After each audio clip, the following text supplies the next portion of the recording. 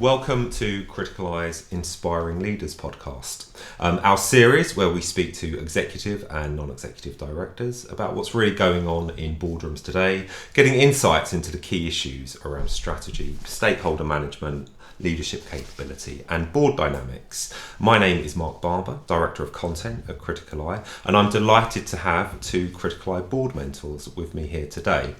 We have Sally Bridgeland, whose roles include being Chair of Impax Asset Management, and Ned at the Pensions Insurance Corporation, and until recently you were Ned at Royal London as well. And joining Sally, we have David Guise, who's had a number of non-executive director roles and is currently an advisor for a range of businesses as well. In his executive career, David was a HRD for two FTSE 100 companies and one ASX top 10 listed company. So welcome, Sally and David. Thank you very much. Okay, quite a few things to cover today, but I guess it is that sort of time of year where people do a bit of crystal ball gazing, and my word, there's a lot, I guess, to sort of take on and reflect on. But in terms of, I guess, questions around the outlook for the next 12 months from a Chair and Ned perspective, what's your view, I guess, from a board, from looking at this through the lens of being on a board? What would your predictions be for what you're seeing over the year ahead? David, who wants to take that first? I'll go. I think it's tempting to now list a long list of uncertainties and potential negatives. Yeah.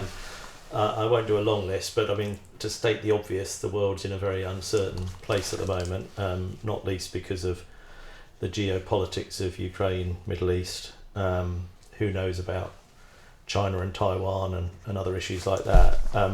We've also got a lot of elections happening around the world this year. Yeah. US, UK, India, and several others. So there is understandable uncertainty, I think, about that. Having said that, an individual board, an individual chair, CEO, can't impact a lot of that. They certainly need to be aware of it and understand potential implications on their business. But I think to a large degree have got to work out how do they focus and prioritise. If you go a bit narrower to the UK, but not solely the UK, there are reasons for some optimism versus 23. Energy prices have gone down and are stabilising. Interest rates may not go down as rapidly as some would hope. Inflation certainly has gone down, and I suspect the government in the budget will deliver some form of additional tax cuts. That's a prediction rather than a fact. So I think there's a little bit more optimism in that, but that's all overshadowed, I think, by some of the global uncertainty that we're all having to live with. And we haven't even touched on technology and other issues, environment, climate, etc. So there's some big stuff out there. I'd probably go into 24 feeling roughly as the same as I did going into 23. Actually, it would be my net of all that. Okay, all right, thank you. We had our Chair and Ned retreat last February, and obviously you touch on technology, it's clearly important, but it was amazing sort of from February afterward, where AI just dominated the agenda, and at that Chair and Ned retreat, it wasn't really quite there. It was talked about, but then it just sort of came at you, and I guess that's what happens at the moment, isn't it? There's just a shift, and then it starts to dominate the agenda very quickly. Sally, could I come to you and get your thoughts on this? Certainly. Well, I think from the Chair and Ned perspective, obviously what you're trying to do is to oversee how the executive implement whatever strategy they've got. And to me, more than ever, there are two things: encouraging the executive to think about different scenarios, and particularly making them well equipped to plan for the worst. So what are the contingency plans? If things get worse, how do we change headcount? How do we respond to threats or incidents or business continuity? Being more ready for that, but obviously hoping for the best. So being ready to take the opportunities should they arise. So I think gone are the days of having a budget where you're expecting to keep to the budget. You know you won't.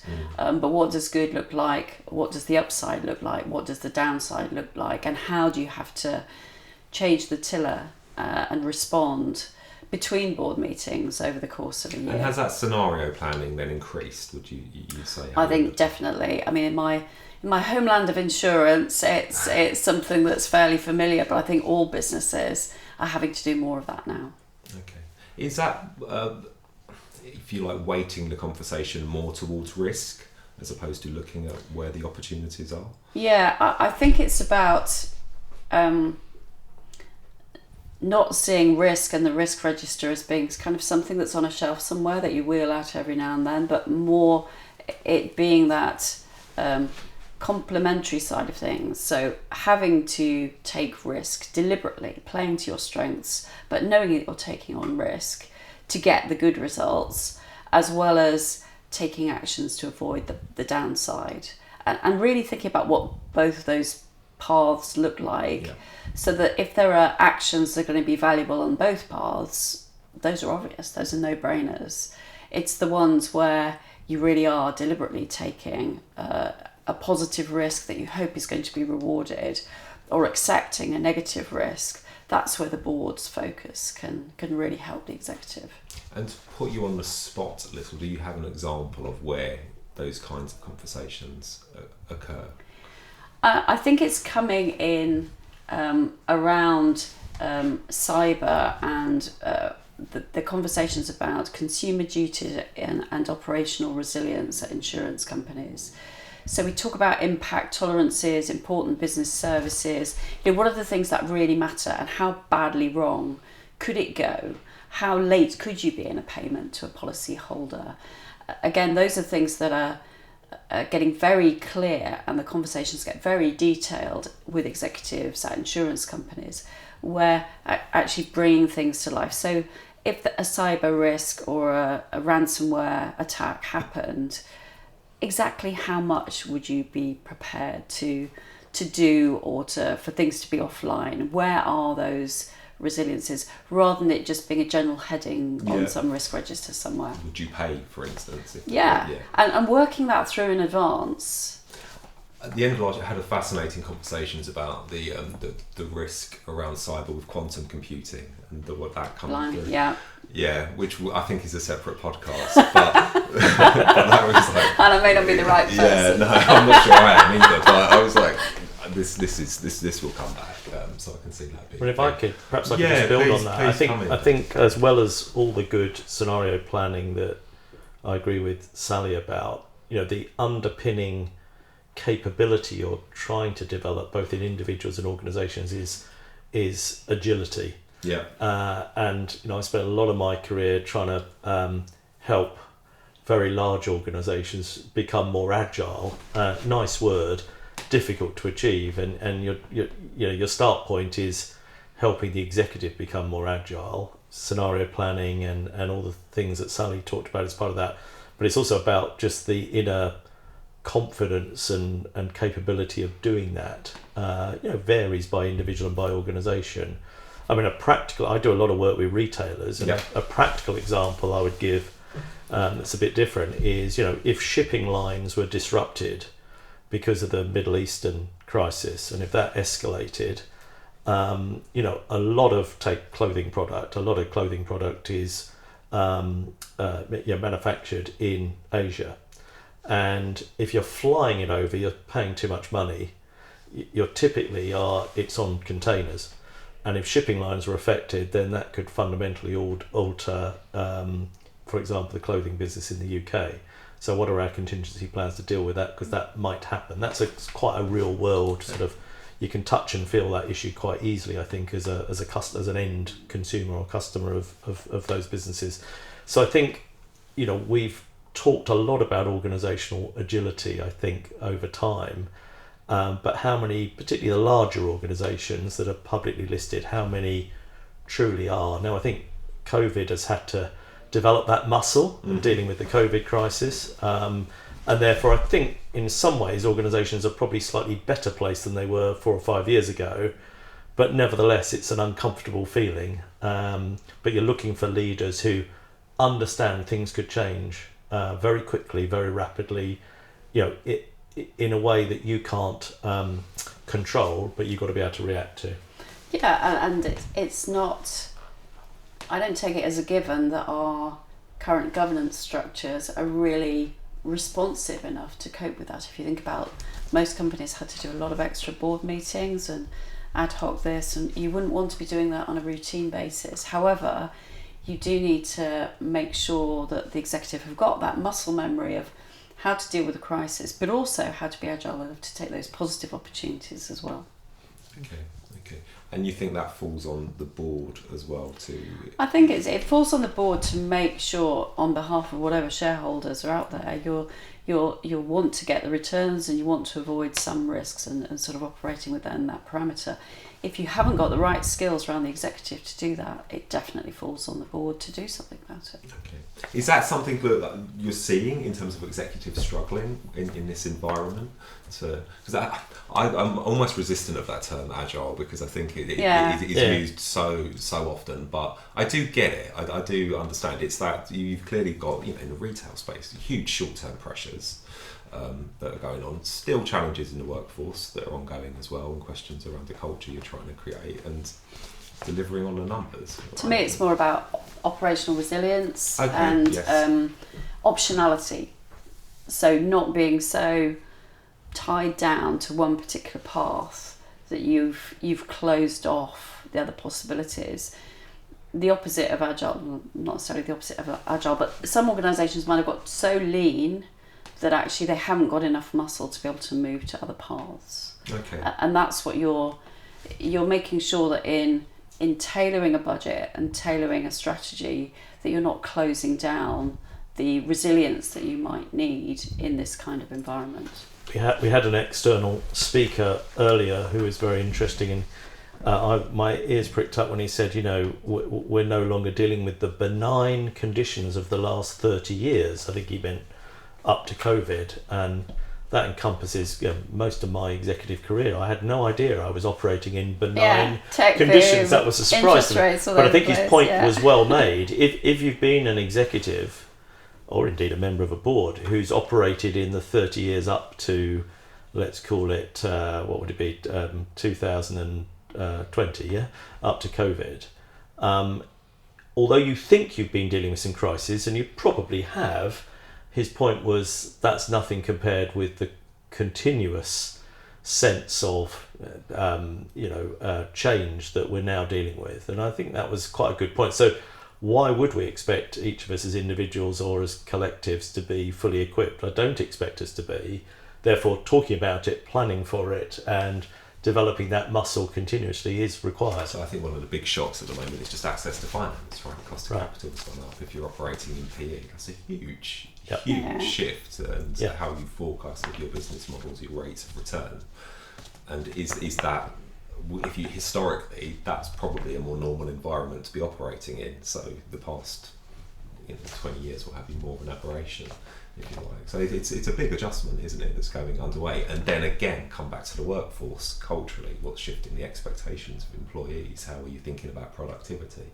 You've got some sort of big things to be cracking. Yeah, and also if you're an employee in the middle of an organisation, I'm thinking again in retail, it might be a buyer, for example, core to the supermarkets business, to clothing, general retail.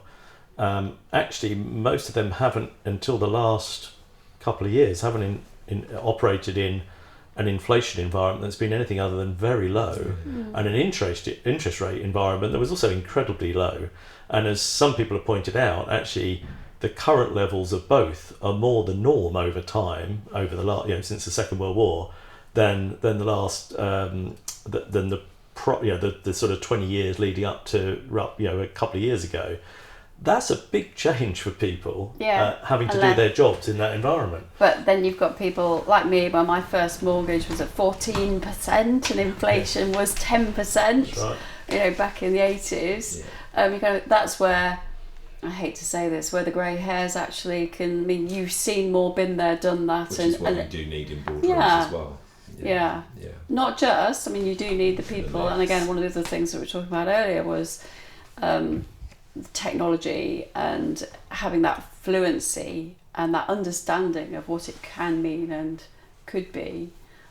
You need that range of experiences and attitudes and perspectives around the board table as well. Okay, I mean, I think that does lead quite nicely into the next question. Given the landscape that we've described, and I'm sure that everyone listening to the podcast will recognise, how do you keep yourselves informed as independent directors, as advisors? How do you keep yourselves relevant, I guess, to the conversations that you need to be having with executives?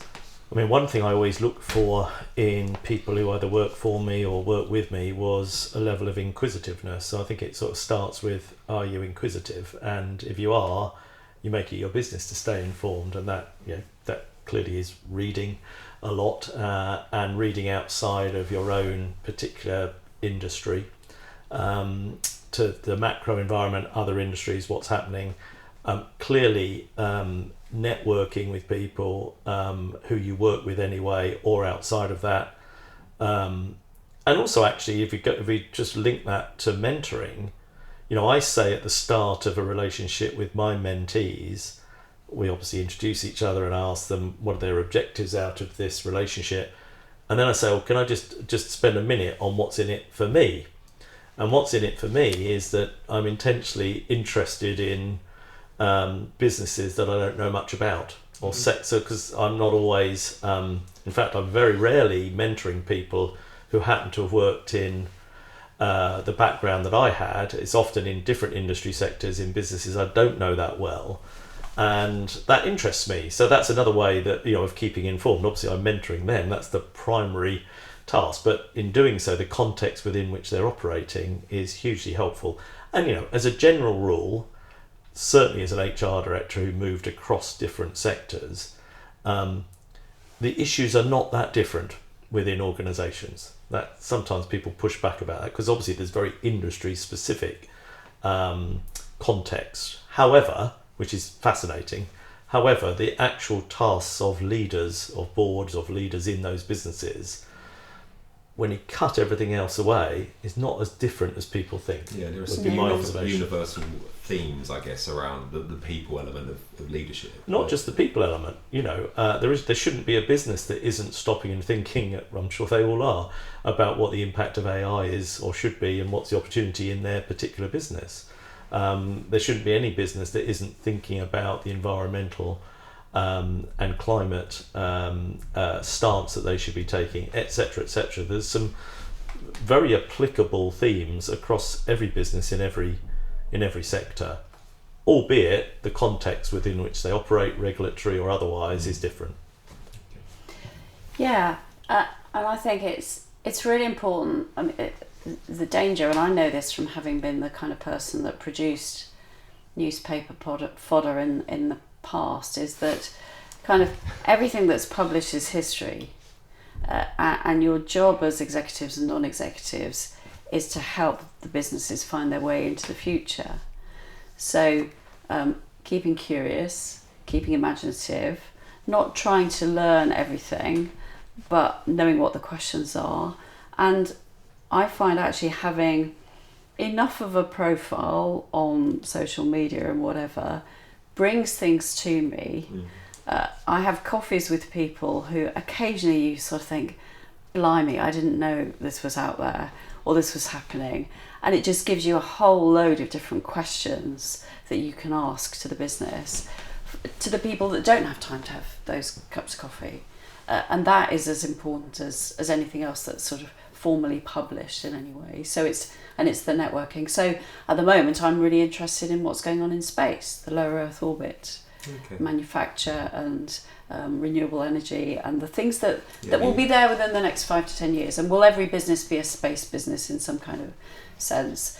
And just having that kind of curiosity and imagination can help you think about some of the risks of wedding ourselves to a terrestrial way of doing things. Even if it doesn't go that way, the reality is there's been huge changes in that domain, and you're open to what comes your way, really.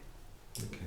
David, did you? I'd add one other point, which I think it's quite easy for those of us who've operated or still deal with large corporations. I spend a bit of time deliberately talking to small business owners, because I think that offers a different perspective. They don't necessarily have a boardroom. They might be an owner manager of a business of 20 to 100 people, and it's always good to get their perspective, because often what's on their mind is perhaps slightly nearer in, perhaps more immediate, but still as valid. And I think it's just a good wake-up call occasionally for those of us who are in large corporations, that there's a bunch of people for whom our economy actually thrives if it's doing well. Those people are the ones who are really helping drive it, and it's just a really good sort of not back to basics, that's unfair, but just a sort of wake-up call about some of the core pressures of running a small or medium-sized organisation, which if I didn't do that I wouldn't really be exposed to. I find that very helpful. Yeah. What would some of those core pressures be? Well, I mean, if I go back to COVID, for example, chatting to someone I know who runs their own financial service advisory business, I said, well, have you applied for one of these loans? He said, I don't want a loan. If I've got a loan, I've got to pay it back. That's of no great practical help to me unless I'm so cash strapped I need it. So, some of the things, yes, he did use the furlough scheme, but the government was championing loans, and I'm sure that was useful for some people, but he's a savvy guy who said, I don't want a loan, that's of no great benefit to me whatsoever. So it's some of those pressures. The cash flow element to it. Yeah, correct. I mean, but that's a well-run business with a decent cash flow. But so some of those pressures are quite immediate and quite hand to mouth, but actually is just a good wake-up call to remind oneself what it's like to run a small and medium-sized business as opposed to some of the very large corporations which don't have unlimited resource themselves, but clearly, hopefully, in many cases, have a lot more resource to call upon. Okay, thank you. Just in terms of, so you're joining us at our Criticaleye board mentor away day, and stepping out of one of the sessions that's just started actually, so thank you for that, and I'm mindful that we do need to get back to it as well. But again, obviously without naming names or specific companies, but would you say there are any particular themes that sort of jump out in terms of what executives are grappling with at this sort of current moment in time? I think there's, and this is a sweeping generalisation, and different circumstances will vary, but that feeling of being overwhelmed and that not knowing how to deprioritise the things that aren't going to be important, and that's where that's one of the issues. The other one is people's sense of what's important to them, and their sort of sense of self and their sense of priorities and values has changed during COVID, and the possibilities that have been opened up by hybrid flexible working have changed. The meaning of a career has probably changed, and so it's less obvious that, in the same way as you might, I was going to say O levels to A levels, but GCSEs to A levels, just O levels. I think it's changing again. There's a less obvious path than there might have been, than somebody might have had when they were joining an organisation and their next goal was to be promoted to. There are more deep questions being asked as to, well, why would I want that job anyway? Which requires you either to help them decide to be brave and do it and develop skills that they might not have, or that actually it's not the right thing for them, and they should go off and do something else or take a different path. And the role of the mentor is not to tell them, because you never know them well enough, but to help them ask the right questions so that they can find out why they would and why they wouldn't, or why they think they would and think they wouldn't. But sometimes being a mentor is much more like being a 2-year-old, where you just ask why until you get to a sensible answer, because it's, I want this, well, why? Yeah. Because I can make more of a difference. What do you mean by making a difference? why do you want that in your life, and why is it you that can make that difference, and what responsibility have you got to make that difference? Getting them to break it down, Yeah. reflect, and if And this yet, is a value of yours, what in does this that really uncertain, overwhelming environment, when do you have the space to have those conversations? It's really only when you have the conversations with your mentor. So you've really got to make the most of that short time you've got available to go quite deep, quite quickly. Thank you. Yeah, I think that the uncertainty, complexity that we've talked about leads to an intensity of people's working lives. That means, I think a good mentoring relationship hopefully is a bit of a release from that, and a bit of space to talk to someone hopefully they've built up trust with, who's nothing to do with the organisation, and the conversation won't be repeated. And a lot of my conversations are listening to the things they're very busy on, and then asking, as Sally said, why is that important? And what I'm trying to do is to help them prioritise. And so how do you turn that intensity to that actually something positive for the organisation they're in? And that's actually proved pretty fruitful actually in some of my conversations, as in they have literally stopped doing some stuff, or they have delegated it. And I was saying earlier that one of the techniques is a very simple one, which is go back over your diary over the last month. You don't have to do it for me, just and stare at what you did, what meetings you attended, what you were involved in, and ask yourself, did I need to be there? Because the constant refrain otherwise is, I haven't got time. And I get that. I've been there myself and didn't always manage it very well, by the way. But trying to help the person prioritise and make choices, sometimes tough choices about what they get involved in or not, is definitely a big theme. I think to Sally's point about sometimes if there's someone in a really quite a bad place, it's often either they're not really aligned with either the board, or if they report to the CEO, or they're not really aligned to the core purpose of the organisation. Now that's less common, but occasionally can happen. Sometimes you have to tease that conversation out, and actually then get into a conversation about that person's worth, because often they're more valuable than they realise in those circumstances because they're under the cosh. This is rare, but it can lead to the person deciding, actually, this is not the place for me. I would never tell someone that. I want them to either reach that conclusion or not, but not stay in the sort of limbo of being, possibly very unhappy or not aligned to the organisation or their boss, and trying to sort of manage through that in a slightly agonising way. I'd rather they reflected on it. I guess they're thinking about the optionality around the situation that they're in. Going to your own executive careers, did you have a mentor, someone who you went to, who looking back you regard as a key figure, who helped you think differently about yourself, about what you could achieve, and who made a difference? Several.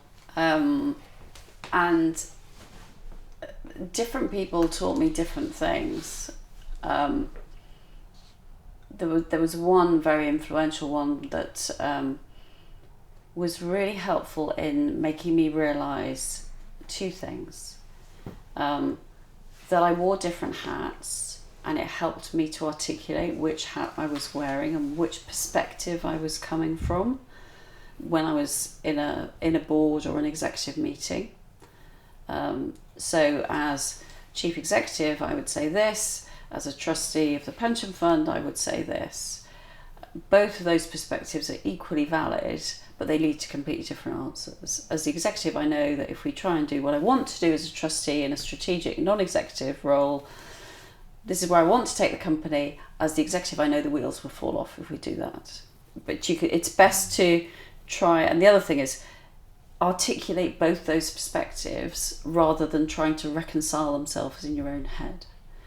And in terms of how that reflects in my mentoring style, it's let's try and get as many perspectives out onto the table as possible, because that might help you resolve them. And speaking from my own experience of my other experience of a wonderful mentor that I had was that usually I knew the answers, and his role was asking the questions that meant that I would articulate the answers and realise that I had it in me anyway. So not only did I answer the questions, but I built confidence that I knew the answers. And instilling greater confidence I think is one of the greatest gifts, and independence is the greatest gift that a mentor can give a mentee. Yeah, I mean, similar to Sally, I've had several mentors, and I think the overriding sort of underpinning characteristic was obviously one of trust. So I trusted them to always give me straight advice, I guess, however comfortable or uncomfortable that was. But actually it was born of, I knew that they were interested in me and me succeeding, and that's fantastic to feel that there's someone who's giving of themselves to do that. Perhaps more interestingly, actually, as I was thinking as Sally was chatting, I have a mentor who may or may not regard themselves as a mentor, interesting because it's very informal, who effectively was a peer of mine actually, and has since gone on to other things, probably a little bit more experienced than me, and thinks a bit differently from me, and I really value that person's perspective.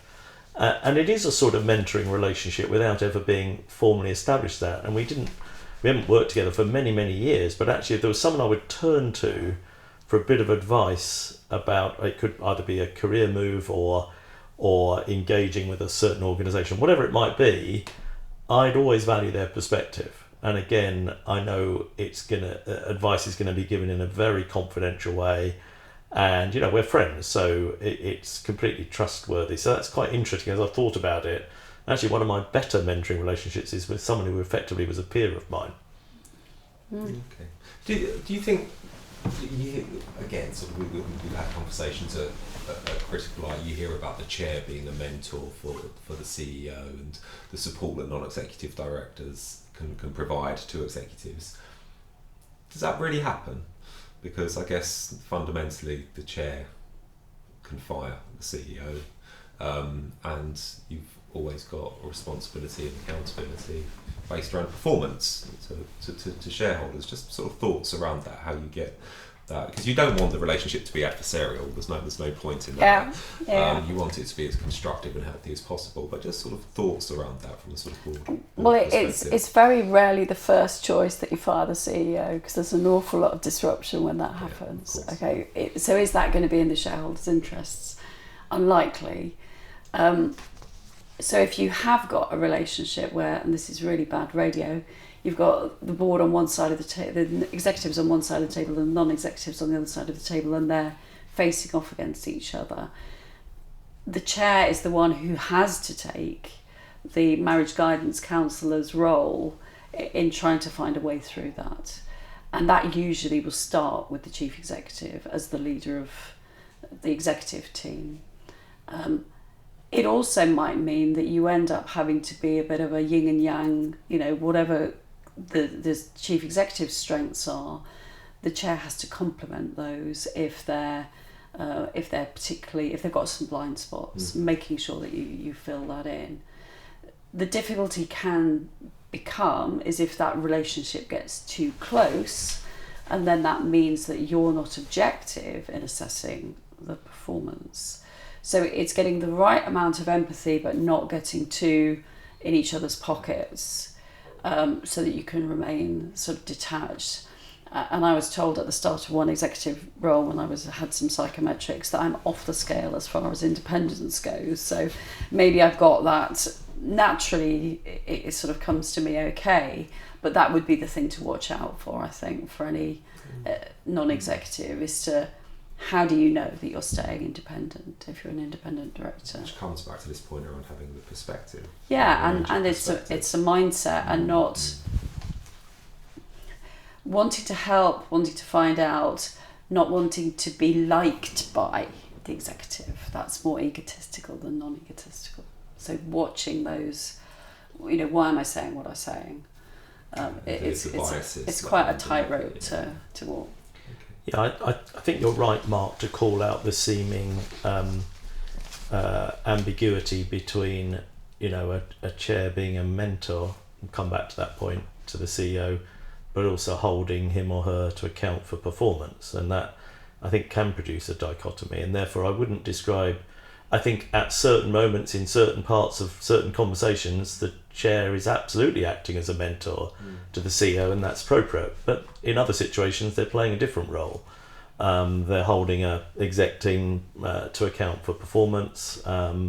They are thinking about some of the external issues that they may have experienced in other organisations that they might be on the board of, and bringing those into that business, etc., etc.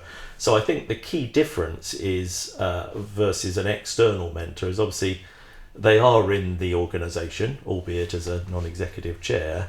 They are in a line of command, and so I think you have to note that difference, but it doesn't preclude. I think the underpinning requirement is to get to know that person really well, not as a friend, but really understand what drives individuals and how one can help them. Yeah. I think that's different from purely calling oneself a mentor. I think that may be one part of many roles the chair is playing with the CEO. Yeah, absolutely. And I think with the chair, always talked about us being critical friends. There's a balance between the critical and the friend, depending on if the chair is overconfident, you might need to be, the chief executive is overconfident, you might need to be more critical. If they're underconfident, you might need to be more friendly and supporting. Whereas a mentor is much more of a professional friend. You have got the interests of that person at heart, and you're trying to make sure that they give of their best. Okay. Mindful of time, so I'll wrap it up here. But just finally, thoughts. Right, there's a lot of conversation around how executives need to change. They need to be more agile. They need to, again, sort of be able to operate in this landscape of continuous disruption, or whatever we want to call it. How do you think chairs and NEDs need to change? Because obviously there are governance procedures that they need to follow, there are standards, oversight, there are ways of reporting, you've got an audit committee, REMCO, dealing with shareholders. What fundamentally do you think there's something that needs to sort of shift or change in boardrooms as we sort of move into, I guess, a slightly different business landscape? I think there's something about being more imaginative and being more long term. So it is less about the holding executives to account for this year's numbers, and more about holding executives to account for the state of the business at the end of the year. So you can get the numbers, but at what cost? Is it still as resilient? Has it got the optionality it might need in the future? Whether you like the word agile or not, those kinds of characteristics. Have you left the business in a better place at the end of the year? And you need a different kind of imagination to think through those different paths. And I think there is just something more about personal empathy that hasn't, and just the sort of watching and understanding the dynamics of the executive team and their strengths and weaknesses, and making sure that encouraging them to build on those. It's much more. There are quite a few things I've gained from my parenting course that I end up applying in the boardroom that really did surprise me. Sort of praise is magic rather than sitting people on the naughty step, and being really careful about how you deliver messages, particularly in this uncertain time, and conscious of the importance of the well-being, the mental well-being of people around the table and the decisions they're having to make. Okay. I think the chair NEDs should always be bringing an outside-in perspective. That was the case, 20 years ago. However, I think it's more incumbent upon them to do that now, a bit more proactively, as opposed to a bit more consciously, as opposed to oh yes, I came across this in another company. It's more consciously, I can bring this to the table and help this organisation with a different perspective that I think will be valuable. So I think, to a degree, that hasn't changed, but I think it should be more conscious now. I think there's an interesting, again, potential dilemma, which I don't think is a dilemma at all, between letting the executives do the job, clearly, but that doesn't mean at the expense of scrutiny when appropriate. And I guess I've got the post office ringing in my ears as I'm giving this example, but actually there's no rule that says the non-execs shouldn't be scrutinising stuff when appropriate, in some detail. That's different from doing the job, and obviously the critical skill is the judgment to know when to scrutinise and when not to, because you can't be scrutinising everything. So I don't think that's gone away. In fact, with the governance environment, legal environment, global environment we have, I think it's even more required to have that judgment than it would have been, several years ago. And I would finish on the more personal stuff, because I think,